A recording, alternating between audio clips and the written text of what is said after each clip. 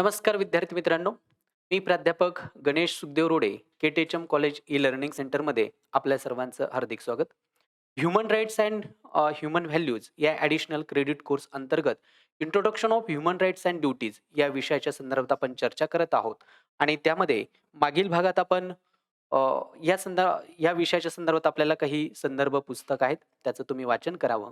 आणि ह्या विषयाच्या अंतर्गत आपण मागील भागामध्ये संयुक्त राष्ट्र आणि मानवी हक्क हे जे घटक क्रमांक 4 आहेत, त्याच्या संदर्भात चर्चा करत होतो.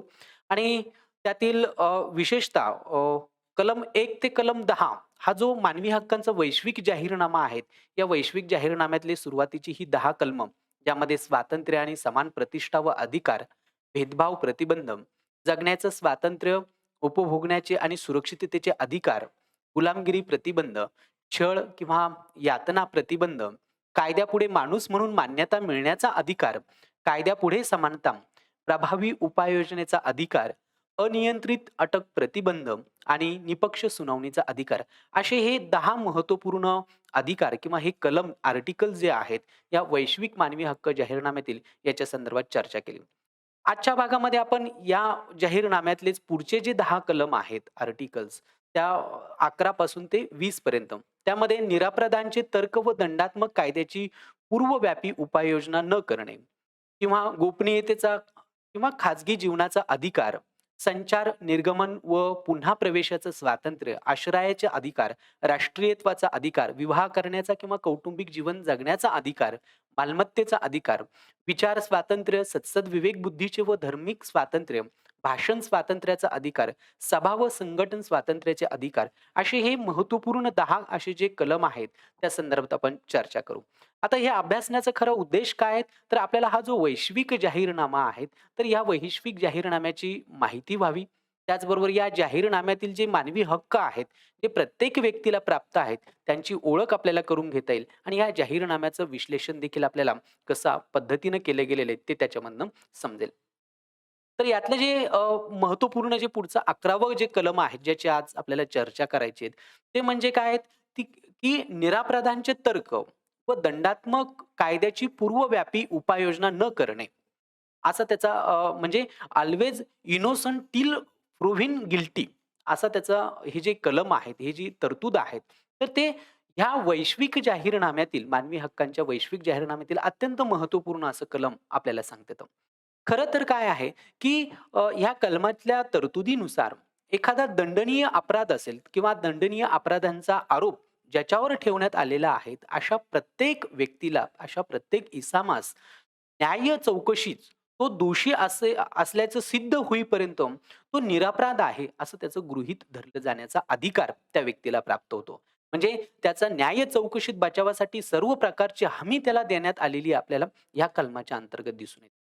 त्याचबरोबर जे कोणतेही कृत्य किंवा वर्तन ज्यावेळी घडतं, त्यावेळी जर ते राष्ट्रीय किंवा आंतरराष्ट्रीय कायद्याने दंडनीय अपराध ठरत नसेल आणि त्या कृत्याला किंवा त्या वर्तनाला संबंधित कोणालाही कोणत्याही दंडनीय अपराधाचा दोषी म्हणून समजता कामा नये. असं जे म्हणजे राष्ट्रीय किंवा आंतरराष्ट्रीय स्वरूपाच्या कायद्याने जर तो दंडनीय अपराध नसेल, तर तो त्याचं ते वर्तन, त्याचं ते कृत्य हा त्या दंडनीय अपराधाचा दोषी म्हणून त्याला समजता कामा नयेत.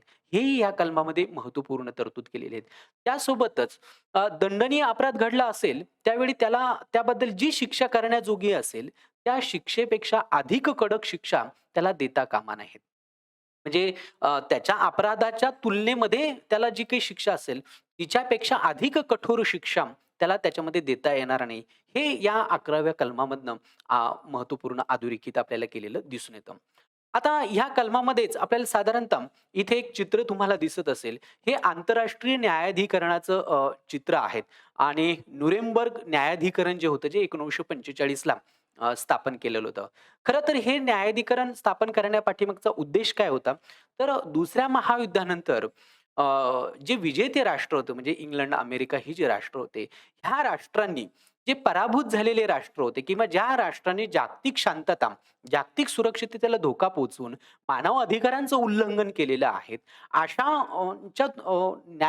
त्यांचा न्यायनिवाडा करण्यासाठी हे न्यायाधिकरण भरवण्यात आलेलं आपल्याला दिसून येतं. आणि त्याच्यामध्ये त्यात त्यात विशेषतः एक केस अशी होती, की ॲडॉल्फ हिटलर आपल्याला सगळ्यांना माहिती आहे. तर त्याचं सुद्धा हे प्रकरण महत्त्वाचं होतं. त्यावेळेस जो निर्णय दिला न्यायालयाने, तिथल्या ज्या न्यायाधिकरणाने, तो मानवी इतिहासामध्ये ज्या आंतरराष्ट्रीय स्तरावरचा एक महत्त्वपूर्ण असा निकाल, महत्त्वपूर्ण निर्णय त्यामध्ये आपल्याला झालेला दिसून येतो. आणि ह्या निर्णयाने असं स्पष्ट केलं, की कोणतीही दोषी व्यक्ती असेल किंवा समूह असेल किंवा एखादी व्यक्ती ती कितीही उच्च पदावर असली, तरी ती सक्षम न्यायालयाद्वारे कायदेशीर दंडाची शिक्षा त्या व्यक्तीला केली जाऊ शकते. हे या निर्णयातनं अभिव्यक्त झालेले दिसून येतं. म्हणजे एका व्यक्तीला सुद्धा मानवजातीच्या विरुद्ध केलेल्या गुन्ह्यांसाठी आंतरराष्ट्रीय कायद्याखाली शिक्षा होऊ शकते, हे या निर्णयामुळे स्पष्ट झालं. आणि म्हणजे काय, तर राष्ट्र हे आंतरराष्ट्रीय कायद्याचं विषय आणि वस्तू बनलेलं आपल्याला त्याच्यामध्ये दिसून येतं. हा एक ऐतिहासिक निर्णय म्हणून त्याच्याकडे आपल्याला बघता येतं. त्याचबरोबर 11वं जे कलम आहे, या कलमानुसार दुसरं एक न्यायाधिकरण भरलं होतं, ते म्हणजे 1946 ला टोकियो न्यायाधिकरण. म्हणजे युद्धाच्या दुसऱ्या महायुद्धाच्या काळामध्ये जे जपानी लोक होते, काही जपानी लोक त्यांच्यावर कथित युद्ध अपराधांच्या त्यांच्या सुनावणीसाठी हे अ, न्यायाधिकरण त्याच्यामध्ये भरलेलं होतं आणि ते अगदी जगप्रसिद्ध असं न्यायाधिकरण म्हणून त्याच्याकडे बघितलं जातं. आता त्याचं एक वैशिष्ट्य आपल्याला असं सांगता येतं, म्हणजे खरं तर तिथे भारताचे एक महान कायदेतज्ञ, विधिवेत्ता राधाबिंदू पाल यांनी त्या न्यायाधिकरणात हे होते आणि त्यांनी विरोधी मत त्यावेळेस दिलेलं होतं. आणि त्यांच्या ह्या विरोधी मतामुळे आधुनिक काळामध्ये जे मानव अधिकारांचा जो खऱ्या अर्थाने विकास झालेला आहे आंतरराष्ट्रीय कायद्यांच्या स्तरावरती किंवा त्याच्या प्रगतीवर, त्यांच्या त्या मताचा एक चांगला परिणाम झाला. अन्यथा तो जो निर्णय होता न्यायाधिकरणाचा, तो मग युद्धामध्ये समाविष्ट राष्ट्रामध्ये जे राष्ट्र होते त्यातले विजेते राष्ट्रांनी पराभूत राष्ट्रांच्या विरुद्ध केलेला कायदा, अशा प्रकारचं त्याला स्वरूप प्राप्त झालं असतं. परंतु तो पुढे मानव अधिकारांच्या दृष्टिकोनातून आणि आंतरराष्ट्रीय कायद्याच्या स्वरूपामध्ये त्याचा विकास होताना महत्त्वपूर्ण आपल्याला दिसून येतो. हे इथे पिक्चरमध्ये तुम्हाला हे टोकियोचं न्यायाधिकरण जे 1946 ला भरलं होतं, त्याचं हे चित्र आपल्याला त्याच्यामध्ये दिसून येतं. त्याचबरोबर ह्या 11व्या कलमानुसार अ, एक 4 महत्त्वपूर्ण सिद्धांत त्याचे पडताना आपल्याला दिसतात. त्याच्यातला पहिला जो सिद्धांत आहे तो म्हणजे निरापराधांचे तर्क. आता निरापराधांचे तर्क म्हणजे काय? तर ह्यानुसार एखाद्या व्यक्तीवर संशयाच्या नावाखाली किंवा संशयाच्या कोणत्याही कारणास्तव कोणत्याही फौजदारी गुन्ह्याचे आरोप त्याच्यावर लावण्यात आलेले असले, तरी जोपर्यंत त्याचे हे आरोप सिद्ध होत नाही, तोपर्यंत त्या व्यक्तीला दोषी म्हणून गृहीत धरता येणार नाही. खरं तर हा अत्यंत एखाद्या व्यक्तीला आणि बऱ्याचदा काय होतं, की व्यक्तीवरती आरोप दाखल झाल्यानंतर त्याला गुन्हेगार म्हणून त्याच्याकडे बघितलं जातं. पण त्याच्यावरचा गुन्हा तोपर्यंत सिद्ध झालेला नसतो. तो खऱ्या अर्थानं दोषी आहेत की नाहीत हे त्याच्यामध्ये पडताळून पाहिलेलं नसतं आणि म्हणून त्या व्यक्तीचा हा मानव अधिकार आहे, की केवळ त्याला संशयाच्या कारणास्तव जर त्याला अटक केलेली असेल, त्याचा गुन्हा कोणत्याही स्वरूपाचा असो. पण तो जोपर्यंत न्यायालयात सिद्ध होत नाही, तोपर्यंत त्या व्यक्तीला दोषी म्हणून गृहीत धरता येत नाही. म्हणजे भारतीय संविधानामध्ये जे फंडामेंटल राइट्स आहेत, त्या फंडामेंटल राइट्समध्ये आर्टिकल 20 मध्ये या संदर्भातले काही तरतुदी भारतीय घटनाकारांनी घेतलेल्या आहेत. म्हणजे भारतीय घटनाकारांचं जो उदात्त दृष्टिकोन होता किंवा भारतीय संविधान हे कसं खऱ्या अर्थानं महान आहेत, हे आपल्याला इथे दिसून येतं. कारण हे वैश्विक मानवी हक्क जाहीरनाम्यातल्या तरतुदी आपल्याला तिथे दिसून येतात आणि म्हणून या मनुष्याला एक मनुष्य म्हणून जे अधिकार प्राप्त असतात, ते याच्यातनं अभिव्यक्त होतात. त्याचबरोबर अनेक देशांमध्ये आता काय होतं, की ताब्यात घेतलेला किंवा संशयाच्या कारणास्तव एखाद्या व्यक्तीला ताब्यात घेतलेलं असेल आणि त्या व्यक्तीला कायदेशीर अटींवर जामीन मिळवण्याचा, त्याला सोडवण्याचा, विशिष्ट अटींवर सोडवण्याचा त्याची तरतूद सुद्धा त्याच्यामध्ये केलेली आहे. ह्या तरतुदीचा फायदा काय होतो, की जेणेकरून त्या व्यक्तीला त्याच्यावर केले गेलेले जे आरोप आहेत, त्या आरोपांचं त्याला त्या वैयक्तिक स्वातंत्र्याचा त्याला लाभ घेऊन प्रलंबित त्याचा जो काही खटला आहे किंवा जी काही सुनावणी आहेत, त्यामध्ये त्याला सक्षमरित्या त्याची बाजू मांडता यावी. त्याचा मानव अधिकार तो जोपासला जावा, अशा प्रकारची तरतूद सुद्धा अनेक राष्ट्रांनी आपल्याला स्वीकारलेली दिसून येते. यातला दुसरा महत्त्वपूर्ण जो सिद्धांत आहे, त्या 11व्या आर्टिकल मधला, तो म्हणजे संरक्षणाचे अधिकार. खरं तर या संरक्षणाच्या अधिकार याला हमी असा शब्दप्रयोग सुद्धा त्याच्यामध्ये केला जातो. म्हणजे काय, की कोणत्याही गुन्ह्यातील जो आरोपी असतो, त्या आरोपी व्यक्तीला त्याचे अपराध देशातील सर्वोच्च न्यायालयामध्ये सिद्ध होऊन अंतिम निर्णय होईपर्यंत त्याला त्या व्यक्तीला स्वतःचा बचाव करण्याचं पूर्ण स्वातंत्र्य त्याच्यामध्ये असतं. म्हणजे त्याच्यावर आरोप लादलेले असतील, पण ते सिद्ध होत नाही किंवा ते सिद्ध करण्यासाठी त्याला देशातली जी न्यायव्यवस्था म्हणजे अगदी कनिष्ठ न्यायालयापासून तर सर्वोच्च न्यायालयापर्यंत त्याला कनिष्ठ न्यायालयाचा निर्णय मान्य नसेल, तर तो त्याच्या वरच्या न्यायालयामध्ये तो अपील करू शकतो. अशा पद्धतीनं तो देशाच्या सर्वोच्च न्यायालयापर्यंत त्याला दाद मागण्याचा अधिकार, न्याय मागण्याचा अधिकार त्याला प्राप्त त्याचा एक मानव अधिकार आहे आणि त्याला त्याचा स्वतःचा पूर्ण बचाव करण्याचं स्वातंत्र्य यातनं प्राप्त झालेलं आपल्याला दिसून येतं. म्हणून संरक्षणाचे अधिकार हा सुद्धा त्याचा एक महत्त्वपूर्ण सिद्धांत म्हणून आपल्याला सांगता येतो. त्याचबरोबर ह्या 11व्या कलमामध्ये तिसरा जो एक सिद्धांत त्याचा उपसिद्धांत मानला जातो, तो म्हणजे सार्वजनिक सुनावणीचा अधिकार. खरं तर हा जो अधिकार व्यक्तीला प्राप्त झालेला आहे, एक मानव अधिकार म्हणून. तर त्यानुसार एखाद्या आपराधिक व्यक्तीला गुन्ह्याच्या आरोपाखाली अ, योग्य उलट तपासणी ही एका कायदेशीररित्या आणि सक्षम न्यायालयाद्वारे जर न करता त्या व्यक्तीला शिक्षा करता येणार नाही. अशा प्रकारची तरतूद त्याच्यातनं केलेली आहेत. म्हणजे त्याला सार्वजनिक सुनावणीचा अधिकार आहेत किंवा त्याच्यावरचे जे आरोप आहेत किंवा त्या आरोपांची उलट तपासणी ही कायदेशीररित्या झाली पाहिजेत आणि ती सक्षम न्यायालयाद्वारेच झाली पाहिजेत. त्याशिवाय त्याला शिक्षा करता येणार नाही. म्हणजे याच्यामध्ये एक इंग्रजीतली जी एक म्हण आहे, त्या म्हणीप्रमाणे justice should not only be done, but should to be seen to be done. म्हणजे न्याय हा फक्त केला जाऊ नये, तर तो न्याय होताना देखील पाहायला हवा, असा त्याचा अर्थ आपल्याला सांगतो तो. म्हणजे काय, तर व्यक्तीला त्याचा त्याच्यावरचा जो खटला आहे, तो सार्वजनिक स्वरूपाचा असला पाहिजे. त्याला त्याची बचावाची पूर्ण संधी त्याच्यामध्ये मिळाली असली पाहिजे. तर तो गुप्तरित्या झाला किंवा ठराविक गोष्टींच्या काळात झाला, तर त्याला त्याची बचावाची संधी होणार नाही आणि त्याच्यावर विनाकारण त्याला एखाद्या गुन्ह्यासाठी त्याला शिक्षा उपभोगावी लागेल आणि म्हणून त्याला सार्वजनिक सुनावणीचा अधिकार हा एक मानव अधिकार म्हणून त्याच्यामध्ये सांगता येतो. चौथी महत्त्वपूर्ण गोष्ट किंवा जी उपसिद्धांत म्हणून ह्या कलमाची मांडली गेलेली आहे, ती अपूर्व व्यापी जो काही कायदा आहे, तो मांडला जातो. म्हणजे काय, तर कोणत्याही परिस्थितीमध्ये एखादा गुन्हेगार व्यक्तीला गुन्हा घडण्याच्या वेळी अंमलात असलेला कायदा वगळता इतर कोणत्याही कायद्यानुसार शिक्षा करता येणार नाही. म्हणजे त्या व्यक्तीनं गुन्हा केलेला आहे आणि त्या व्यक्तीला त्या गुन्ह्याच्या संदर्भामध्ये त्या काळात जर एखादा कायदा असेल, तर त्या कायद्यानुसारच त्याला शिक्षा होईल. पण बऱ्याच वेळेस काय होतं, की एखाद्या आरोपीचा अ, अ, जो केस असतो, जो खटला असतो, त्याच्यावरचा जो गुन्हा असतो, त्या गुन्ह्याची सुनावणी झाल्यानंतर पुन्हा एखादा आरोप त्याच्यावर त्याच संदर्भात सिद्ध झाला असेल किंवा त्याच काळामध्ये त्या संबंधित गुन्ह्यासाठी एखादा नवीन कायदा अस्तित्वात आलेला असेल, तर त्या व्यक्तीला त्याच्या शिक्षेमध्ये जी मात्रा असते किंवा जो कालावधी असतो तो वाढवता येऊ शकत नाही किंवा त्याला त्या नवीन कायद्यानुसार त्या आरोपीला पुन्हा दंड करता येत नाही. म्हणजे एखाद्या गुन्ह्यासाठी भोगलेली जी शिक्षा असते, त्याच गुन्ह्यासाठी त्याला पुन्हा दुसऱ्यांदा नव्या कायद्यानुसार शिक्षा देता येणार नाही. हा एक महत्त्वपूर्ण तरतूद त्याच्यामध्ये आपल्याला दिसून येते. आता हे जे काही 4 सिद्धांत ह्या 11व्या कलमाचे जे सांगितलेले जातात, यांचा स्पष्ट उल्लेख जरी त्यामध्ये नसला, तरी मानव अधिकारांचे ते एक स्वयंचलित असे सिद्धांत म्हणून ते काम करत असतात आणि त्याच्यामुळे काय होतं, तर व्यक्तीला समान गुन्ह्यासाठी परत-परत पुन्हा सुनावणीपासून किंवा दोनदा शिक्षा होण्यापासून एक कायदेशीर संरक्षण प्राप्त करून देण्याची जी तरतूद आहे, ती ह्या कलमामधनं अभिव्यक्त होते. ह्या कलमामधनं निर्देशित केलेली आपल्याला दिसून येते. त्याचबरोबर अ, ह्या वैश्विक मानवी हक्क जाहीरनाम्यातलं जे 12वं जे काही कलम आहे, ते गोपनीयतेचं किंवा खाजगी जीवनाचा अधिकार म्हणून एक महत्त्वपूर्ण कलम आपल्याला सांगता येतं. त्याला आपण राइट टू प्रायव्हसी असं त्याच्यामध्ये म्हणतो. आता अ, गोपनीयतेचा किंवा खाजगी जीवनाचा अधिकार म्हणजे काय? तर कोणाचंही खाजगी जीवन म्हणजे त्याच्यामध्ये त्याचं कुटुंब आहे, त्याचं घर आहे किंवा त्याचा पत्रव्यवहार आहे, यांच्याशी संबंधित स्वच्छंदपणे अशी दुसऱ्या कोणालाही त्याच्यात ढवळाढवळ करता कामा नयेत.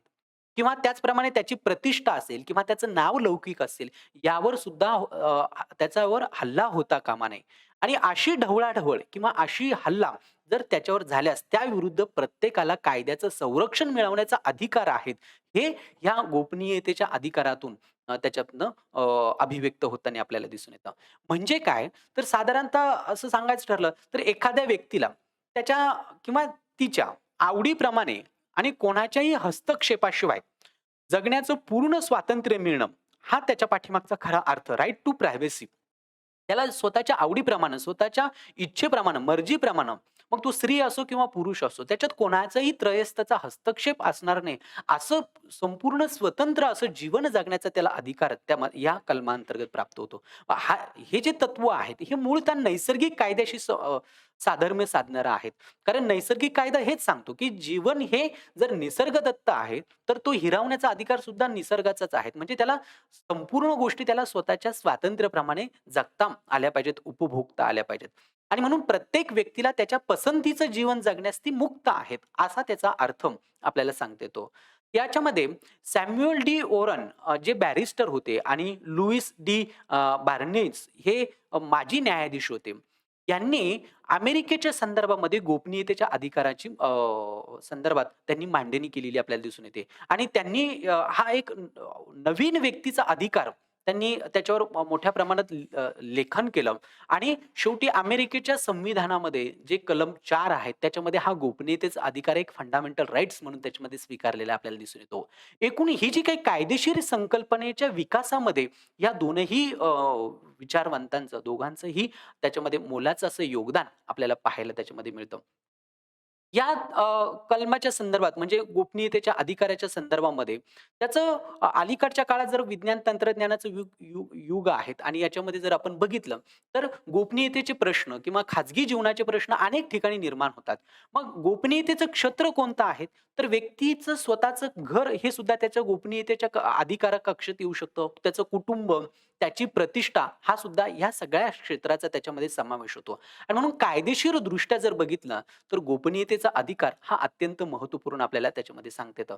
म्हणजे भारतामध्ये नुकतंच आपल्याला माहिती की मागे याच्या संदर्भात सर्वोच्च न्यायालयाने एक जजमेंट त्याच्यामध्ये दिलेलं आहे, की आधार कार्ड हे सर्वत्र सक्तीचं त्याच्यामध्ये करण्यात आलं. त्यावेळेस सर्वोच्च न्यायालयाचं जजमेंट असं होतं, की हे तुम्ही सक्तीचं करू शकत नाही. कारण त्याच्यावर त्याची जी काही माहिती आहे, ही त्याच्या परवानगीशिवाय तुम्ही सर्वत्र घेऊ शकत नाही किंवा ती सक्तीनं त्याच्याकडनं घेऊ शकत नाही. तो त्याचा खाजगी जीवनाचा अधिकार त्याच्यामध्ये आहे. किंवा भारतीय संविधानाच्या दृष्टिकोनातून जर विचार केला, तर राइट टू प्रायव्हसी असं त्याची कुठेही या अधिकाराची व्याख्या दिलेली नाही किंवा त्याचा उल्लेख संविधानात दिसत नाही.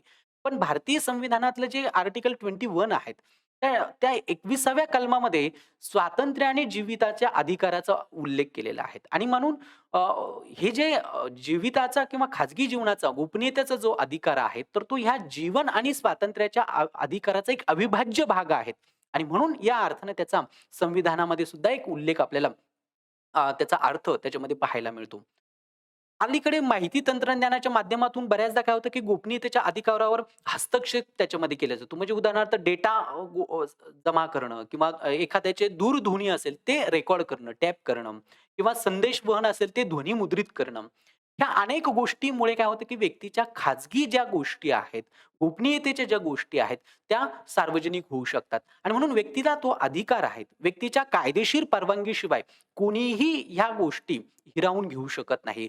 कारण खाजगी जीवनाचा हा जो अधिकार आहे, तो व्यक्तीच्या एकूण जीविताशी, व्यक्तीच्या स्वातंत्र्याशी आणि व्यक्तीच्या प्रतिष्ठेशी संबंधित आहेत. आणि म्हणून जर गोपनीयतेचं उल्लंघन झालं, तर याचा अर्थ त्याच्या जीवन, त्याचं स्वातंत्र्य, त्याच्या प्रतिष्ठेच्या अधिकारांचं उल्लंघन झालं, असा त्याचा अर्थ त्याच्यामध्ये आपल्याला घेता येतो.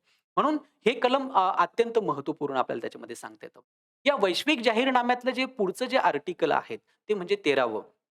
त्याच्यामध्ये संचार, निर्गमन आणि पुन्हा प्रवेशाचं स्वातंत्र्य हा एक महत्त्वपूर्ण अधिकार दिलेला आहे. त्याला फ्रीडम टू मूव्ह असं आपण त्याच्यामध्ये म्हणतो. जसं भारतीय संविधानाच्या आर्टिकल 19 मध्ये आपल्याला वेगवेगळी स्वातंत्र्य दिसतात. संचार स्वातंत्र्य, अभिव्यक्ती स्वातंत्र्य, तशाच प्रकारचं हे एक महत्त्वपूर्ण मानव अधिकार ह्या वैश्विक जाहीरनाम्याच्या 13व्या कलमामधनं आपल्याला अभिव्यक्त झालेला दिसतो. आता याचा अर्थ काय? संचार, निर्गमन आणि पुन्हा प्रवेशाचं स्वातंत्र्य म्हणजे प्रत्येकाला प्रत्येक राष्ट्राच्या हद्दीत संचार करण्याचं, वास्तव्य करण्याचं स्वातंत्र्य असण्याचा अधिकार त्याच्यामध्ये दिलेला आहे. आणि प्रत्येकाला स्वतःचा देश सोडून कोणत्याही देशात जाण्याचा अथवा स्वतःच्या देशात पुन्हा परत येण्याचा अधिकार त्या व्यक्तीला ह्या फ्रीडम टू मूव्ह ह्या अधिकारातनं प्राप्त झालेलं दिसून येतं. याचा अर्थ असा होतो, की हे जे अधिकार आहे, हे कायद्याने प्रदान केलेले जे निर्बंध आहेत, ते निर्बंध राष्ट्रीय सुरक्षा, सार्वजनिक सुव्यवस्था, सार्वजनिक आरोग्य, नैतिकता किंवा इतरांच्या अधिकारांचं आणि स्वातंत्र्याचं रक्षण करण्यासाठी आवश्यक आणि इतर मान्यता प्राप्त अधिकारांसह सुसंगत असे जे निर्बंध आहेत, त्या निर्बंधांमध्ये राहून आणि हे निर्बंध वगळता कोणत्याही निर्बंधांच्या अधीन त्या व्यक्तीला अशा प्रकारची प्रवेश किंवा अशा प्रकारचं संचार स्वातंत्र्य त्याच्यावर बंदी आणता येणार नाही. हा अर्थ त्याच्यातनं उद्घोषित आपल्याला झालेला दिसून येतो. पण याचा अर्थ असा नाही घ्यायचा, की कोणालाही स्वैरपणे, मुक्तपणे स्वतःच्या देशामध्ये प्रवेश करण्याचा अधिकार आहे. पण त्याच्यापासून तो वंचित राहता कामा नये. यातील ज्या काही तरतुदी आहेत, ह्या आपण बघितलं, की जो नागरी आणि राजकीय अधिकारांचा जो वचननामा आहे, त्याच्यातलं जे कलम 12व आहे, त्या 12व्या कलमामध्ये सुद्धा हा अधिकार त्याच्यात अंतर्भाव आपल्याला पाहायला मिळतो. म्हणून स्वतःच्या देशात आणि देशाच्या बाहेर इतर देशांमध्ये सुद्धा त्याला वास्तव्य करण्याचा, संचार करण्याचा अधिकार त्याच्यामध्ये प्राप्त आपल्याला झालेला दिसून येतो. याचं उत्तम उदाहरण म्हणजे आपल्याला म्यानमारचं, बांगलादेशचं किंवा सध्याच्या अफगाणिस्तानमधलं सांगता येतं, की व्यक्तीला अशा प्रकारचं स्वतःचा देश सोडून दुसऱ्या देशामध्ये जाण्याचा सुद्धा अधिकार त्याच्यामध्ये आपल्याला पाहायला मिळतो. पण या संदर्भामध्ये अ, अ, संचार आणि निर्गमनाचं जे स्वातंत्र्य या संदर्भामध्ये काही वेळेस काय होतं, की या कलमाच्या तरतुदीनुसार प्रत्येक व्यक्तीला त्याच्या देशाच्या सीमा ओलांडून मुक्तपणे संचार करण्याचा आणि त्याच्या आवडीच्या ठिकाणी वास्तव्य करण्याचा अधिकार प्राप्त झालेला आहे. पण किंवा याच्यासाठी मात्र त्याला कोणत्याही कारणास्तव म्हणजे लिंग असेल, धर्म असेल, भाषा असेल, प्रांत आहे, त्याच्या संचारावर आक्षेप घेता येणार नाही, बंदी आणता येणार नाही. पण अलीकडे हे जे अधिकार आहेत, म्हणजे व्यक्तीला एका देशातून दुसऱ्या देशामध्ये स्थानांतर करण्यासाठी त्या देशातील कायदा असेल, आंतरराष्ट्रीय कायद्याच्या तरतुदीनुसार पूर्ण स्वातंत्र्य प्रदान त्याच्यामध्ये करता येऊ शकतं. एखादी व्यक्ती ही अस्थायीपणे जर देश सोडून गेलेली असेल, तर ती व्यक्ती जोपर्यंत त्याच्या राष्ट्रीयत्वाचा, पहिल्या देशाचा राष्ट्रीयत्वाचा त्याग करत नाही, तोपर्यंत त्या व्यक्तीला पहिल्या देशामध्ये परत येण्याचा अधिकार असतो. आपल्याकडे बऱ्याचदा काय होतं, की अनेक लोकं काहीतरी समजा त्यांच्याकडे गुन्हा घडतो, काहीतरी अफरातफर करतात आणि ते देश सोडून जातात. म्हणजे याचा अर्थ त्यांना देशातनं पूर्णतः निष्कासित करू शकत नाही. ती व्यक्ती स्वतः जोपर्यंत आपल्या देशाचं नागरिकत्व, राष्ट्रीयत्व नाकारत नाही किंवा सोडत नाही, तोपर्यंत तिला देशात परत येण्याचा अधिकार त्याच्यामध्ये प्राप्त झालेला आपल्याला दिसून येतो. पण हे करत असताना राष्ट्राचे कायदा आणि आंतरराष्ट्रीय कायद्याच्या अधीन राहून त्यांना अशा प्रकारचं संचार, निर्गमन त्याच्यामध्ये करता येत असतं. पण अलीकडे अर्थात हे अधिकार अमर्याद नाही आहेत किंवा ते अनिश्चित देखील नाहीयेत. कायद्याच्या किंवा नियमांच्या अधीन राहून आहेत. राष्ट्राच्या किंवा विशिष्ट ठिकाणी आपत्कालीन परिस्थिती जर असेल किंवा अंतर्गत कलह असेल, तर अशा कारणास्तव संबंधित राष्ट्र त्या ठिकाणी जाण्यासाठी मनाई करू शकतं. मग त्यावेळेस आपण ह्या अधिकाराचा संदर्भ देऊन, "नाही, मला तिथे गेलंच पाहिजेत," असा आग्रह धरू शकत नाही. म्हणजे याचं उदाहरण म्हणजे काय सांगता येईल आपल्याला, की भारतामध्ये सुरुवातीला जम्मू आणि काश्मीरमध्ये ज्यावेळेस काही हिंसाचार घडून येत होता किंवा काही परिस्थिती निर्माण झाली, तर देशाला तो अधिकार होता, की तिथे म्हणजे इतर राज्यातल्या लोकांना तिथे जाण्यासाठी बंदी त्याच्यामध्ये घातली जात होती. तशाच प्रकारचं आता अफगाणिस्तानचं सांगता येईल, तिथे अंतर्गत यादवी सुरू आहेत. म्हणून तिथे बाहेरून कोणी तिथे जाण्यासाठी त्याच्यावर बंदी आपल्याला पाहायला त्याच्यामध्ये मिळते. म्हणजे याचा अर्थ शासनाला हा अधिकार आहे, राष्ट्राला हा अधिकार असतो, की ते त्याच्यावर काही वाजवी स्वरूपातले बंधनं त्याच्यामध्ये घालू शकतं. म्हणजे युद्धाची परिस्थिती असेल, आपत्कालीन परिस्थिती असेल किंवा तिथे अंतर्गत कलह सुरू असेल, विशिष्ट ठिकाणी प्रवेश करण्यापासून ते रोखू त्याच्यामध्ये शकतात. पण इतर बाबतींमध्ये मात्र व्यक्तीला हे संचार करणं, निर्गमन करणं आणि पुन्हा प्रवेश करण्याचं स्वातंत्र्य त्याच्यामध्ये आपल्याला पाहायला मिळतं. ह्या वैश्विक जाहीरनाम्यातलं पुढचं जे महत्त्वपूर्ण कलम आहे, ते म्हणजे कलम 14वं. त्याच्यामध्ये आश्रयाचं अधिकार त्यामध्ये आपल्याला पाहायला मिळतो. To seek safe place to live. म्हणजे याचा अर्थ प्रत्येक व्यक्तीला त्याच्या छळापासून मुक्तता करून घेण्यासाठी इतर देशामध्ये आश्रय मिळवण्याचा आणि तो उपभोगण्याचा अधिकार त्या व्यक्तीला या अधिकारातून प्राप्त होतो. आश्रय घेण्यासाठी. त्याचबरोबर अराजकीय स्वरूपाचे गुन्हे असतील, तर त्या गुन्ह्यांच्या संबंधात किंवा अथवा संयुक्त राष्ट्र संघटनेच्या उद्दिष्टांशी, तत्वांशी विरुद्ध असलेल्या ज्या काही कृती आहेत, त्या कृत्यांच्या संबंधात वस्तुतः उद्भवलेले जे खटले असतात, त्या खटल्यांच्या बाबतीमध्ये प्रस्तुत अधिकाराचा आश्रय त्याच्यामध्ये मात्र त्याला घेता येणार नाही. ही त्याच्यावरची अट किंवा त्याच्यावरचा निर्बंध या स्वरूपात आपल्याला त्याच्यामध्ये सांगता येतं. आता आश्रय घेणं म्हणजे काय? तर हे जर बघितलं तर आपण अगदी प्राचीन काळापासून, इतिहासापासून एक कायदेविषयक मत म्हणून त्याचा उल्लेख वारंवार आपल्याला पाहायला मिळतो. म्हणजे ज्याचा विकास हा आश्रय घेताना काय, तर मुळात ही संकल्पना ज्याचा विकास कसा झाला, की कथित जे काही जमीनविषयक कायदे होते, त्या कायद्यांचं उल्लंघन करणाऱ्या व्यक्ती किंवा त्या समुदायाला राज्यातून निष्कासित करण्यासाठी अशा प्रकारचा अ, अ, वापर त्याच्यामध्ये झाला आणि त्यातून हे संकल्पनेचा जन्म किंवा उदय आपल्याला झालेला पाहायला मिळतो. आता ह्या आश्रयाच्या अधिकारानुसार आश्रय म्हणजे काय? तर साधारणतः त्याचा एक अर्थ आंतरराष्ट्रीय परिभाषेमध्ये असा काढला जातो, की आंतरराष्ट्रीय कायद्यानुसार कोणत्याही देशातील किंवा गैर राष्ट्रीय व्यक्तीला देशातील किंवा देशाबाहेरच्या बिगर देशातील व्यक्तीला अ, स्वतःच्या देशामध्ये जर काही कारणास्तव उद्भवलेले काही संकट असेल, काही समस्या असेल, मग ते कारण कुठलंही असू शकतं. म्हणजे राजनैतिक असू शकतं, सामाजिक असू शकतं, आर्थिक किंवा सांस्कृतिक किंवा अगदीच कायदेशीर पेचप्रसंग झाले असतील, कायदेशीर मुद्दे असतील. तर अशा वेळेस दुसऱ्या देशामध्ये तो कायदेशीररित्या किंवा बेकायदेशीररित्या अस्थायी स्वरूपाचा निवारा मिळवण्यासाठीचा ज्यावेळेस प्रवेश करतो, तेव्हा त्याला काय म्हटलं जातं, की आश्रय असं त्याला म्हटलं जातं. म्हणजे उदाहरणार्थ 1971-72 मध्ये बांगलादेशमध्ये जी काही यादवी सुरू झाली होती, त्या यादवीतून हजारो लाखो बांगलादेशी हे भारतामध्ये पश्चिम बंगाल किंवा आसाम ह्या भागामध्ये ते स्थलांतरित झाले होते. म्हणजे ते काही कायदेशीर आले, काही बेकायदेशीर आले. पण ते अस्थायी स्वरूपाचा त्यांनी तिथे निवारा शोधणं, याला आश्रय असं ह्या संकल्पनेला साधारणतः त्याच्यामध्ये म्हटलं जातं. आणि मग या तत्वानुसार आश्रयाच्या अधिकारानुसार आश्रय देणं किंवा न देणं हा त्या राष्ट्राचा अधिकार असतो. आता प्राचीन काळामध्ये आणि मध्ययुगीन काळामध्ये जर बघितलं तर म्हणजे इतिहासामध्ये अनेक मोठे-मोठे युद्ध झालेले आहेत, अनेक संघर्ष झालेले आहेत आणि त्यावेळेस लोकं स्थलांतर करत होते, आश्रय शोधत होते आणि ह्या प्राचीन आणि मध्ययुगीन काळामध्ये राष्ट्रांनी काय केलं तर ह्या अधिकाराचा स्वैरपणे वापर केलेला आहे. पण अलीकडच्या समकालीन काळामध्ये आश्रय हा विशिष्ट नियमावलींच्या अधीन राहून देता येतो आणि त्यामुळे राष्ट्रांनी काय केलं तर ह्या क्षेत्रामध्ये निर्वासित लोकांसाठीचा त्याच्यात विस्तार केलेला आपल्याला दिसतो. आता याच्याबाबत काय होतं, की सर्वांगीण स्वरूपाचे जे नियम आहेत आणि मानवी हक्क जे आहेत, त्याच्या संदर्भात अनेक करार झालेले आपल्याला दिसून येतात. मात्र आजही हा मुद्दा आश्रय देणं किंवा न देणं, हा वादग्रस्त मुद्दा आंतरराष्ट्रीय पातळीवर आपल्याला पाहायला मिळतो. त्याचबरोबर अपराधी व्यक्ती असेल किंवा आंतरराष्ट्रीय गुन्हेगार असेल, मानवी हक्कांचं उल्लंघन करणारे जे काही कर्ते असतील किंवा शांतता आणि सुरक्षिततेचं उल्लंघन करणारे जे असतील, यांना आश्रय नाकारण्याचा अधिकार हा संबंधित राष्ट्रांना असतो. म्हणजे आश्रय देणे किंवा न देणे हा राष्ट्र काय समजतात स्वतःचा विवेकाधीन अधिकार स्वतःचा समजतात आणि तो त्यांना आहे. पण कोणत्या बाबतीमध्ये? तर अपराधी असतील, आंतरराष्ट्रीय गुन्हेगार असेल किंवा मानव अधिकारांचं, शांततेचं, सुरक्षतेचं उल्लंघन करणारे असेल, तर त्यांना ते रोखू शकतात. पण सर्वसाधारण परिस्थितीमध्ये अ, जर एखाद्या देशामध्ये काही आपत्कालीन परिस्थिती उद्भवलेली असेल आणि तिथले लोक हे इतर देशांमध्ये जर आश्रय शोधत असतील, तर अशा वेळेस राष्ट्रांनी त्यांना नाकारणं, हे खऱ्या अर्थानं मानव अधिकारांच्या दृष्टीनं हानिकारक ठरताना आपल्याला दिसून येतं. आणि याचं उत्तम उदाहरण म्हणजे पुन्हा अफगाणिस्तानचं उदाहरण आपण त्याच्यामध्ये घेऊ, की हजारो लोक तिथून आता सध्या देश सोडतायत. कारण तालिबान्यांनी जे काही यादवी तिथे सुरू केलेले, त्यांच्या भीतीपोटी लोक ते देश सोडण्यासाठी प्रयत्न करतात आहे. आणि अनेक लोक हे विमानाने इतर दूरच्या देशांमध्ये स्थलांतरित होत आहेत. काही लोक हे शेजारचे जे राष्ट्र आहेत, त्या राष्ट्रांमध्ये अशा प्रकारचा आश्रय शोधत आहेत. पण शेजारच्या राष्ट्रांनी त्यांच्या सीमा बंद करून घेतला.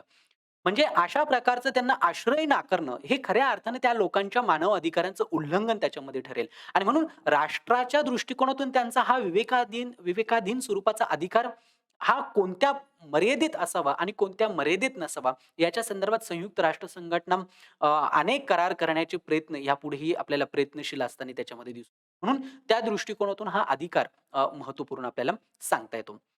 अ, या वैश्विक जाहीरनाम्यातलं जे 15वं जे काही कलम आहेत, ते आहेत राष्ट्रीयत्वाचा अधिकार. त्याला राइट टू नॅशनॅलिटी असं आपण त्याच्यामध्ये म्हणतो. याचा अर्थ काय होतो? तर राष्ट्रीयत्वाचा अधिकार म्हणजे प्रत्येक व्यक्तीला, प्रत्येक मानवाला हा राष्ट्रीयत्व मिळवण्याचा अधिकार, त्याचा एक मानव अधिकार आहे. आणि कोणाचेही राष्ट्रीयत्व हे स्वच्छंदता हिरावून घेतलं जाता कामा नयेत किंवा तसं कोणाचंही आपले राष्ट्रीयत्व बदलण्याचा अधिकार हा नाकारता सुद्धा येत नाही. म्हणजे ते राष्ट्रीयत्व हिरावून पण घेऊ शकत नाही आणि त्याला जबरदस्तीने त्याचं राष्ट्रीयत्व बदलण्यासाठी किंवा त्याला बदलायचं असेल तर त्याच्यासाठी नकार पण आपण त्याला देऊ शकत नाही. हे ह्या कलमामधनं, या अधिकारातनं निर्देशित आपल्याला झालेलं दिसून येतं. सर्वसाधारण आंतरराष्ट्रीय कायद्याचा उद्देश जो असतो, तो उद्देश जर बघितला तर खूप आदर्श आहेत, खूप व्यापक स्वरूपाचे आहेत. म्हणजे एक विश्व ही संकल्पना प्रस्थापित करणं, हा आंतरराष्ट्रीय कायदे निर्माण होण्याच्या पाठीमागचा एक उद्देश आपल्याला दिसतो.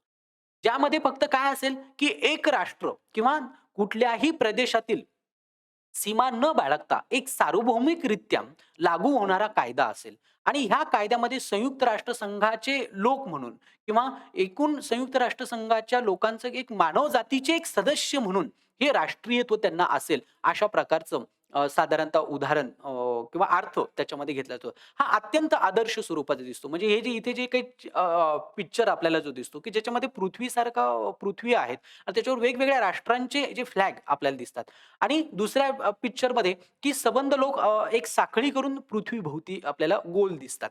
म्हणजे ही एक व्यापक स्वरूप राष्ट्रांच्या सीमा ओलांडून किंवा राष्ट्रांची सीमा न बाळगता एक सार्वभौमिकरित्या जागतिक व्यवस्थेचे आपण सदस्य आहोत. असा हा त्याच्या पाठीमागचा उद्देश असतो.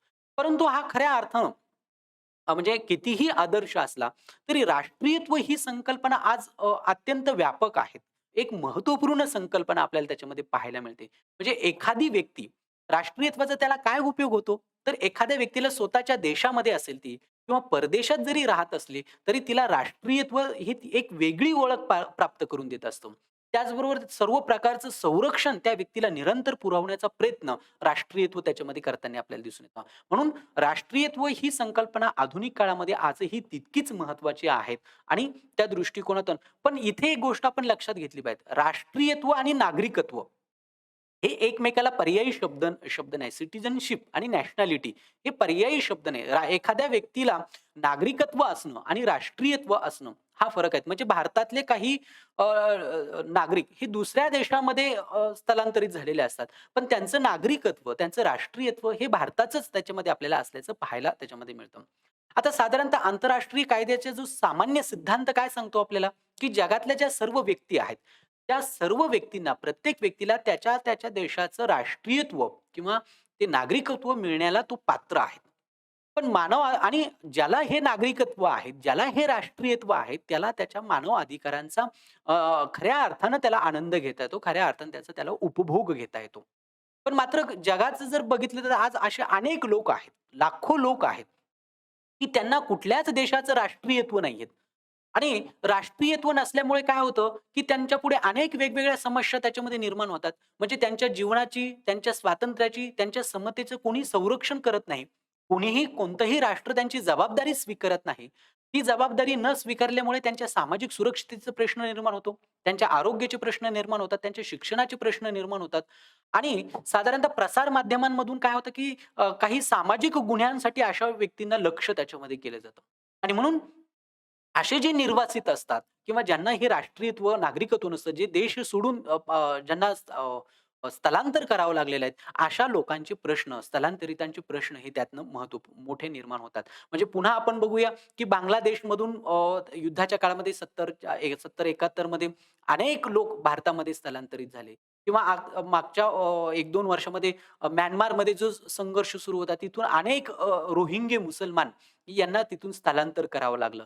आणि मग दुसऱ्या देशात त्यांना तिथे नागरिकत्व प्राप्त होत नाही. त्यांच्याकडे तशा प्रकारची कुठली कागदपत्र नसतात आणि मग ह्या लोकांना अशा मानव अधिकारांची त्यांच्यापुढे अनेक अशा समस्या त्यामधनं तयार होतात किंवा युगोस्लाव्हियाचं सांगता येईल किंवा रवांडाचं आपल्याला त्याच्यामध्ये सांगता येईल किंवा सध्याचं अफगाणिस्तानचं त्याचं आपल्याला उदाहरण त्याच्यामध्ये देता येईल. म्हणून असे मोठे-मोठे कॅम्प लावून हे लोकांना तिथे त्यांच्या मानव अधिकारांचं संरक्षण करण्यासाठी राष्ट्रांनी पुढाकार घेणं, हे सुद्धा त्याच्यामध्ये आवश्यक एक महत्त्वपूर्ण आपल्याला सांगता येतं.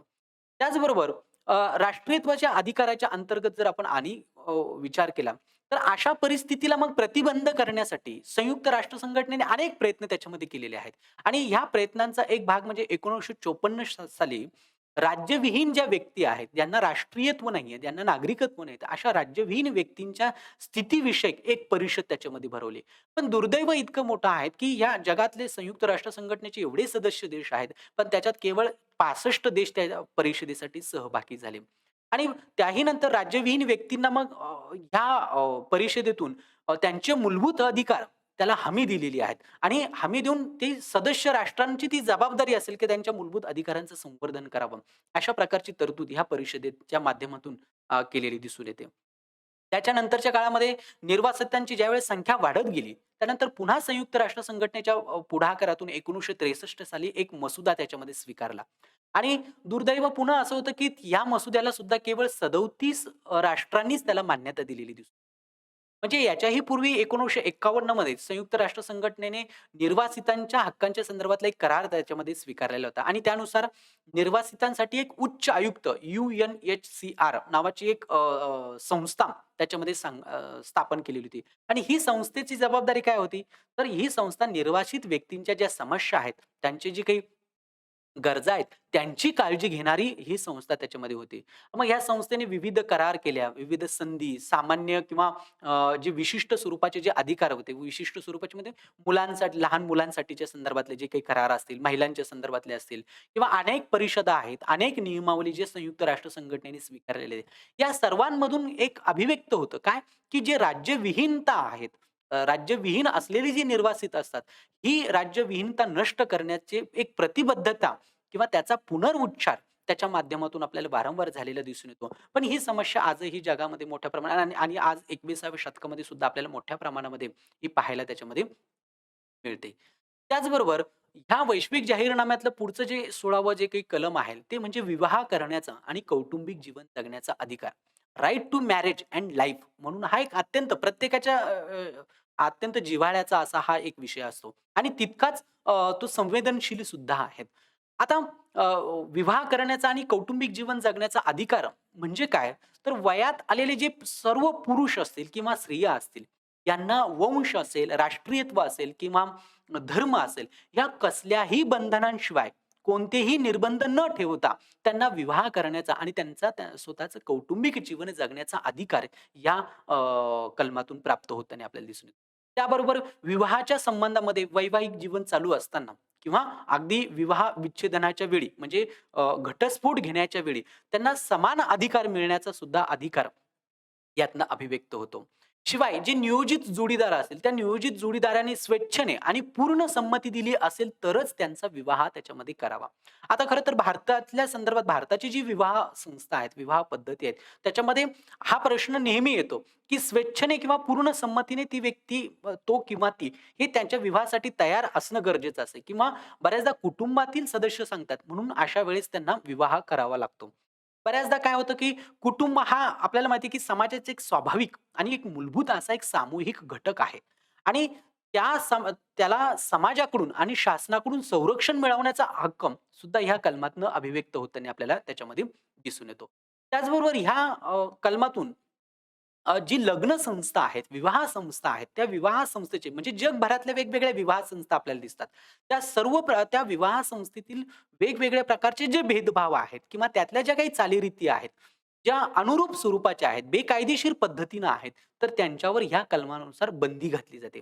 म्हणजे उदाहरणार्थ बालविवाहासारखी किंवा जरट बालविवाहासारखी जी पद्धत आहे, जी अनुरूप चालीरीती आहेत किंवा मागे एक वर्ष झाले, की आपल्या महाराष्ट्रात जी कंजार भाट समाजामध्ये एक अनिष्ट अशी मुलीला एक परीक्षा द्यावी लागायची विवाहाच्या वेळेस. अशा ज्या काही बेकायदेशीर पद्धती असतात, मग त्या जगातल्या कुठल्याही विवाह संस्थेमध्ये असो, त्यांना बंदी घालण्याचा अधिक प्रयत्न ह्या तरतुदीतून आपल्याला पाहायला मिळतो. जगभरात भिन्न अशा कुटुंब रचना आहेत, त्यांच्या पद्धती भिन्न आहेत. मात्र असं असलं तरी प्रत्येकाला आपला जोडीदार निवडण्याचा, त्याला त्या लग्न करण्याचं एक स्वातंत्र्य ह्या कलमातनं प्राप्त झालेलं आहे. संयुक्त राष्ट्र संघटनेने विवाह आणि विवाह नोंदणीसाठी किमान वय या आधारावर एक 1962 मध्ये एक अधिवेशन बोलवलं होतं आणि त्यानुसार एखाद्या जोडप्याने लग्नासाठी एकमेकांना पूर्ण संमती देऊन ते ज्या सामाजिक परिस्थितीत राहतात किंवा ज्या भागात राहतात त्या ठिकाणचे परिणाम लक्षात घेऊन त्यांना सर्व पद्धतीचे विवाह करण्याचा पूर्ण अधिकार आहे. म्हणजे उदाहरणार्थ कोणत्या स्वरूपाचे आंतरजातीय स्वरूपाचे विवाह असतील, आंतरधर्मीय स्वरूपाचे विवाह असेल, यांना मान्यता त्याच्या अंतर्गत देता येते. त्याला नाकारू शकत नाही तुम्ही. धर्म, जात, पंथ, वंश किंवा राष्ट्र याच्या आधारावर नाकारलं जाऊ शकत नाही. म्हणजे आपल्याला माहिती आहे, की भारताची प्रसिद्ध टेनिसपटू सानिया मिर्झा हिने पाकिस्तानातील तिचा जोडीदार त्याच्याशी विवाह त्याच्यामध्ये केला. म्हणून राष्ट्रीयत्वाच्या मर्यादा सुद्धा किंवा राष्ट्राच्या मर्यादा सुद्धा आपल्याला त्याच्यामध्ये त्याच्या अंतर्गत येताना दिसत नाही. त्याचबरोबर मानव अधिकारातील जीवन जगण्याचा स्वातंत्र्याचा भाग म्हणून अ, समलिंगी स्वरूपाचे जे विवाह असतील किंवा पूर्व जे संबंधात राहणं, ज्याला लिव्ह इन रिलेशनशिप असं म्हणतो. याला सुद्धा जागतिक स्तरावर संयुक्त राष्ट्र संघटनेने परवानगी दिलेली आहे आणि भारताच्या संदर्भात सुद्धा सर्वोच्च न्यायालयाने वेगवेगळ्या निर्णयांमधून ह्या अशा विवाहांना मान्यता त्याच्यामध्ये आपल्याला दिलेली. म्हणून हा प्रत्येकाच्या विवाह करण्याचा आणि त्याचं कौटुंबिक जीवन त्याला जगण्याचा हा एक मूलभूत असा अधिकार आपल्याला सांगतो. पुढचं जे महत्त्वपूर्ण कलम आहेत, ते म्हणजे 17वं कलम जो मालमत्तेचा अधिकार आहे. युअर ओन थिंग्स नाही का तुमच्या प्रॉपर्टीचा, तुमच्या मालमत्तेचा अधिकार आहे. याचा अर्थ काय होतो? तर प्रत्येकाला एखाद्याच्या नावावर किंवा इतरांबरोबर तसेच मालमत्ता धारण करण्याचा अधिकार त्या व्यक्तीला, प्रत्येक व्यक्तीला प्राप्त आहे. आणि म्हणून कोणाची मालमत्ता आपण स्वच्छंदता कोणीही हिरावून घेऊ शकत नाही किंवा तशी हिरावून घेतली जाता कामा नयेत. हे ह्या कलमातनं निर्देशित केलेलं आहे. म्हणजे व्यक्ती जीवनामध्ये आपल्याला माहिती आहे, की मालमत्ता किंवा संपत्ती, प्रॉपर्टी हा प्रत्येकाचा अत्यंत महत्त्वपूर्ण घटक आहे.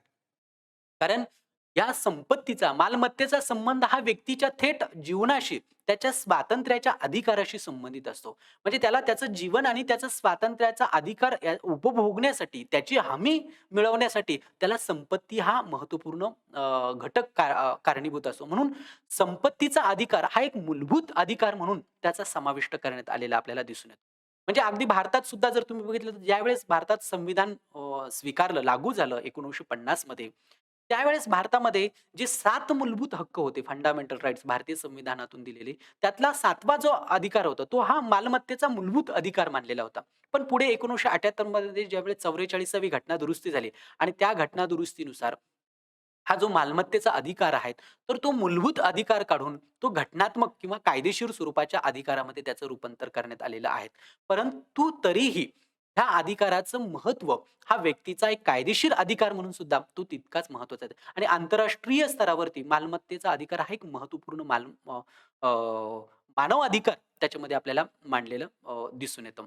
त्याचबरोबर सर्वोच्च न्यायालयाने जो आता जुलै 2011 मध्ये एक निर्णय दिला, राधेश्याम विरुद्ध ग्रेटर नोएडा निगम हा जो काही खटला होता, त्या सुनावणीमध्ये सर्वोच्च न्यायालयाने असा निर्णय दिला, की कोणत्याही व्यक्तीला कायदेशीर अधिकार आणि व्यक्तिगत कारणांसाठी लागू होणाऱ्या कायद्यांच्या व्यतिरिक्त मालमत्तेच्या अधिकारांपासून वंचित करता येऊ शकत नाही.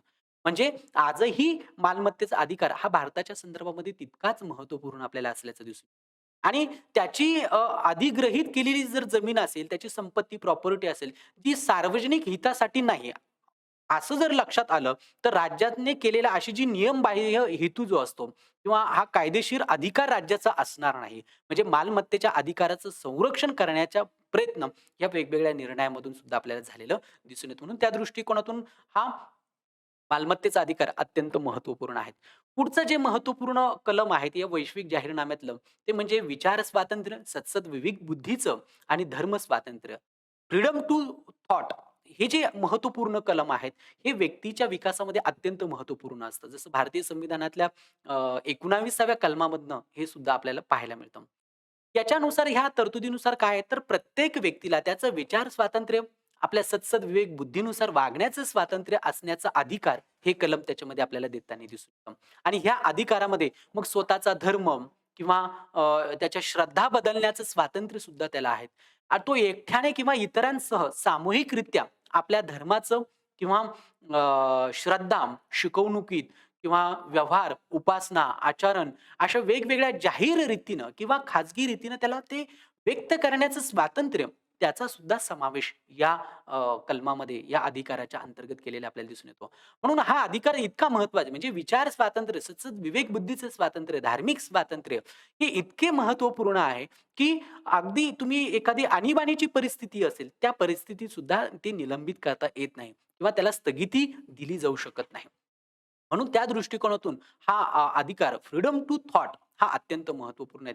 श्रद्धा किंवा धर्म यांच्या संदर्भात अधिकारात राष्ट्र असेल किंवा इतर कोणतीही व्यक्ती असू द्या, ती त्याच्यामध्ये हस्तक्षेप करू शकत नाही व्यक्तीची. पण अलीकडच्या काळामध्ये जर काही देशांमध्ये जर बघितलं, तर की अशा प्रकारचे धार्मिक स्वरूपाचे कायद्यानुसार, नियमानुसार विशिष्ट प्रकारचे पोशाख घालणं हे त्याच्यामध्ये सक्तीचं आपल्याला त्याच्यामध्ये दिसून येतं. म्हणजे उदाहरणार्थ तुम्ही जर अरब राष्ट्रांमध्ये जर बघितलं किंवा इतर काही राष्ट्रांमध्ये, जसं आता अफगाणिस्तानमध्ये, की महिलांसाठी बुरखा ही वापरणं हे त्याच्यामध्ये सक्तीचं आपल्याला असल्याचं दिसतं. म्हणून ते अशा प्रकारची बंदी, सक्ती ही कोणीही त्याच्यामध्ये करू शकत नाही. हे त्याच्यातनं अभिव्यक्त होतं. खरं तर 1981 मध्ये नोव्हेंबर 1981 मध्ये संयुक्त राष्ट्र संघटनेने एक ठराव संमत केला आणि त्या ठरावानुसार त्यांनी सर्व राष्ट्रांना अशी विनंती केली, की सर्व प्रकारची जी असहिष्णुता असेल किंवा धार्मिक श्रद्धा आहेत, विश्वास आहेत, याच्या विरुद्ध कोणत्याही प्रकारचा भेदभाव न करता करण्याची विनंती संयुक्त राष्ट्र संघटनेने या ठरावाच्या माध्यमातून सर्व सदस्य राष्ट्रांना आपल्याला केलेली दिसते.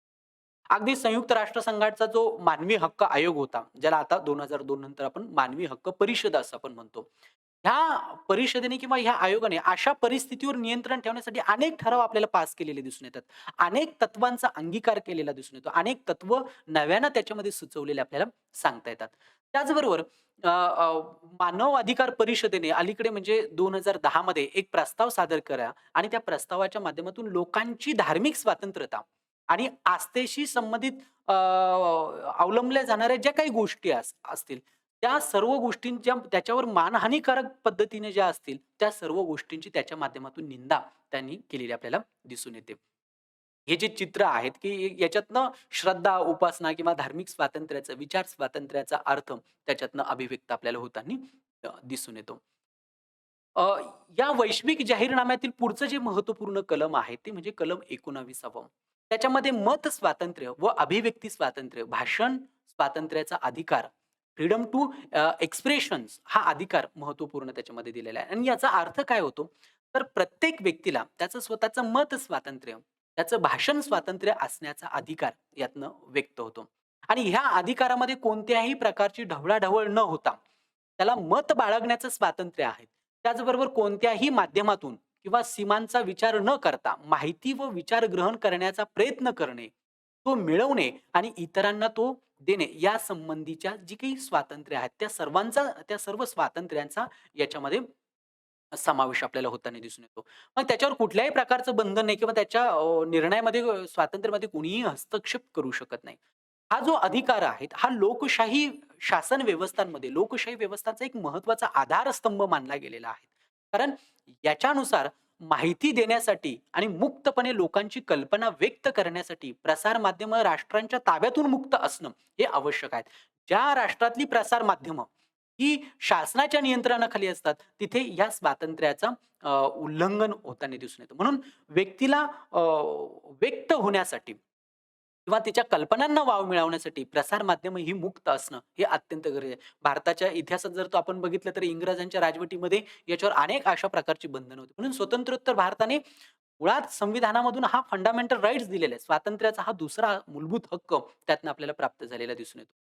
आणि हे जे अधिकार आहेत, हे मुक्तपणे भाष्य करण्याची हमी देत असतात किंवा अभिव्यक्त होण्यासंबंधी अ, जी काही भीती असेल, त्या भीतीला प्रतिबंध घालण्याचं काम ह्या अधिकाराच्या माध्यमातून केलेलं आहे. प्रत्येकाला त्याचे विचार, आचाराचं स्वातंत्र्य त्यातनं अभिव्यक्त होतं. त्याच्या कोणाच्या भीतीच्या दडपणाशिवाय तो व्यक्त होऊ शकतो. आणि त्या भीतीला प्रतिबंध याच्या माध्यमातून घातलेले आहेत. पण कोणत्याही अधिकाराचा मात्र अतिरेक करण्याची परवानगी याच्यामध्ये नसते. म्हणजे अशा ठिकाणी तुम्ही करू शकत नाही, की ज्या ज्या तुमच्या ह्या अधिकारामुळं दुसऱ्याच्या जीविताला धोका पोहोचेल किंवा दुसऱ्याच्या स्वातंत्र्याच्या हक्काला बाधा पोहोचवता येणार नाही. म्हणजे त्याच्यावर योग्य त्या मर्यादा संबंधित राष्ट्राला त्याच्यामध्ये घालण्याचा स्वातंत्र्य त्याच्यामध्ये आपल्याला असल्याचं दिसून येतं. म्हणजे मर्यादित राहून हे स्वातंत्र्य त्यांना उपभोगता येतं. हे जे काही मत स्वातंत्र्य, अभिव्यक्ती स्वातंत्र्य, भाषण स्वातंत्र्य या चित्रांमधनं ते अधिक चांगल्या पद्धतीने आपल्याला कळेल. ह्या वैश्विक जाहीरनाम्यातलं जे पुढचं महत्त्वपूर्ण कलम आहे ते म्हणजे कलम 20वं. जे सभा आणि संघटनेचं स्वातंत्र्य आहे. Right to public assembly. हा अत्यंत महत्त्वपूर्ण आहे. याचा अर्थ काय होतो? तर प्रत्येकाला शांततापूर्ण सभा, संघटना स्थापन करण्याचा अधिकार प्राप्त झालेला आहे. आणि कोणत्याही व्यक्तीला संघटनेचा सभासद होण्याची सक्ती असता कामा नये, असा त्याचा अर्थ आहे.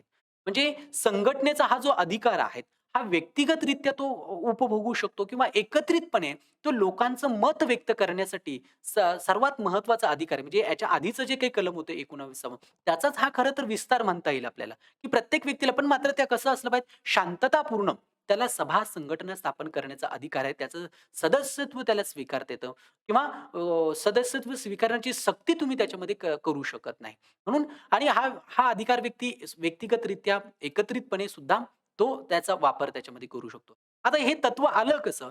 तर मुळात आंतरराष्ट्रीय कामगार संघटना जी आहे, ती आंतरराष्ट्रीय कामगार संघटनेने कामगारांच्या स्वातंत्र्याची हमी देण्यासाठी, त्यांच्या कायदेशीर मागण्या व्यक्त करण्यासाठी आणि संघटन स्थापित करण्यासाठी किंवा मालकांकडून जे काही अपायकारक कृत्य होत होतं, त्या कृत्यांपासून न्याय्य सुरक्षा प्रदान करण्यासाठी अनेक वेगवेगळे प्रस्ताव स्वीकारले, अनेक नियमावली स्वीकारल्या आणि त्यातनं ह्या अधिकाराचा किंवा सभा संघटन स्वातंत्र्याचा हा विकास होताना आपल्याला दिसून येतो. लोकशाही शासन व्यवस्थांमध्ये हा अत्यंत महत्त्वपूर्ण अधिकार आपल्याला त्यामध्ये पाहायला मिळतो. बऱ्याचदा काय होतं, की मग व्यक्तींच्या मूलभूत अधिकारांवरती शासनाकडनं, राज्याकडनं, राष्ट्राकडनं बंधन येत असतात. कारण आणि मग त्याच्या विरुद्ध निदर्शनं करणं, मोर्चे काढणं, संप करणं, हे संघटित प्रकारे अशा प्रकारे प्रतिकार व्यक्ती त्याच्यामधनं करू शकतो. म्हणजे आपल्याकडे अनेक व्यक्ती राजकीय पक्ष काढतात, वेगवेगळ्या संघटना स्थापन करतात, अगदी विद्यार्थ्यांच्या संघटनेपासून तर वेगवेगळ्या कामगारांच्या संघटनांपर्यंत. ज्यातनं त्यांना त्यांच्या अधिकारांची जोपासना त्याच्या माध्यमातून करता येऊ शकते. म्हणून त्या दृष्टिकोनातून सभा, संघटनाचं स्वातंत्र्य हे अत्यंत महत्त्वपूर्ण आपल्याला असल्याचं सांगता येतं. विद्यार्थी मित्रांनो, हे हे जे काही चित्र आहे त्यातनं हा अधिकार अधिक चांगल्या पद्धतीनं अभिव्यक्त त्याच्यामध्ये होतो. एकूणच हा जो काही मानवी हक्कांचा वैश्विक जाहीरनामा आहे, त्या वैश्विक जाहीरनाम्यातलं कलम 11 ते कलम 20 पर्यंतच्या तरतुदींची आपण चर्चा केलेली आहे आणि त्या अधिक चांगल्या पद्धतीने समजून घ्यायचे असेल, तर त्याच्यासाठीचा सराव करणं हा अत्यंत त्याचं वाचन करणं, त्याचा सराव करणं गरजेचं आहे आणि त्या दृष्टिकोनातून तुम्हाला इथे 2 प्रश्न त्याच्यामध्ये दिलेले आहेत, की जेणेकरून तुमचा हा भाग अधिक चांगल्या पद्धतीने तुम्हाला समजावा. प्रश्न पहिला आहे, की विचार स्वातंत्र्य, सदसद विवेक बुद्धीचं स्वातंत्र्य आणि धर्म स्वातंत्र्याचा अधिकार व्यक्तीच्या विकासासाठी कसा महत्त्वाचा आहे, ते तुम्हाला त्यामध्ये स्पष्ट करायचं आहे. आणि दुसरा प्रश्न असा आहे, की मालमत्तेच्या अधिकाराची संकल्पना काय आहे, ही तुम्हाला त्यामधनं स्पष्ट करायची आहे. ते केलं तर त्या निमित्ताने याचा अभ्यास होईल आणि हे संकल्पना अधिक तुमच्या चांगल्या दृढ आणि पक्क्या त्याच्यामध्ये होईल. एकूणच आजच्या भागाचा जर आपण विचार केला, तर या वैश्विक मानवी हक्क जाहीरनाम्यातील कलम 11 पासून तर 20 पर्यंतचं म्हणजे 11वं जे होतं ते निरपराधांचे तर्क आणि दंडात्मक कायद्याची पूर्वव्यापी उपाययोजना न करणं. 12वं गोपनीयतेचा किंवा खाजगी जीवनाचा अधिकार, संचार, निर्गमन आणि पुन्हा प्रवेशाचं स्वातंत्र्य, आश्रयाचा अधिकार, राष्ट्रीयत्वाचा अधिकार, विवाह करण्याचा आणि कौटुंबिक जीवन उपभोगण्याचा अधिकार, मालमत्तेचा अधिकार, विचार स्वातंत्र्य, सदसद विवेकबुद्धी स्वातंत्र्य, धार्मिक स्वातंत्र्याचा अधिकार, भाषण स्वातंत्र्याचा अधिकार आणि शेवट म्हणजे सभा व संघटनेचं स्वातंत्र्य. या संदर्भात आपण आजच्या भागामध्ये चर्चा त्याच्यात केलेली आहे. पुढच्या भागामध्ये यातलाच जो पुढचा राहिलेला भाग आहे. कारण वैश्विक मानवी हक्काच्या जाहीरनाम्यामध्ये एकूण 30 कलम आहेत आणि त्यातले उर्वरित राहिलेले जे कलम 20 पासून 20 पासून ते पुढची 30 पर्यंतची ही जी काही कलम आहेत, त्याच्या संदर्भात आपण चर्चा करूया पुढील भागामध्ये. तोपर्यंत थांबूया. सर्वांचे धन्यवाद.